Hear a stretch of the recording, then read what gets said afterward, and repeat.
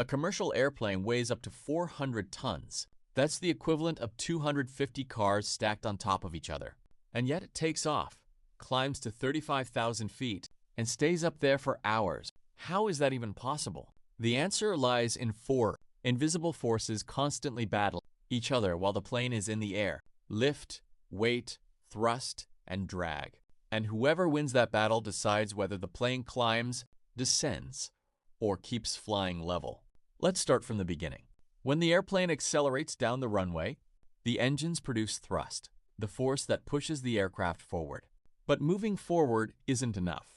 What actually gets the plane off the ground is lift, and lift is born in the wings. An airplane's wings have a very specific shape called an airfoil, curved on top and flatter on the bottom. As air passes over the wing, the air on top has to travel a longer path and moves faster to reach the same point. And here's where physics kicks in.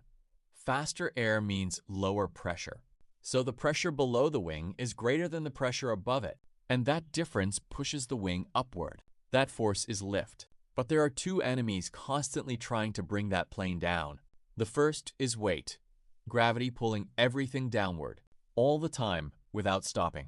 The second is drag, the resistance of the air trying to slow the aircraft down. The same force you feel pushing your hand backward when you stick it out a car window at high speed. For the plane to fly level, lift must equal weight, and thrust must equal drag. It's a precise balance. If lift exceeds weight, the plane climbs. If thrust exceeds drag, it accelerates. Pilots manage this balance constantly, adjusting engine power and wing angle throughout the flight. And that's why the plane doesn't fall. Not because it fights gravity, but because the wings continuously create a force greater than gravity itself.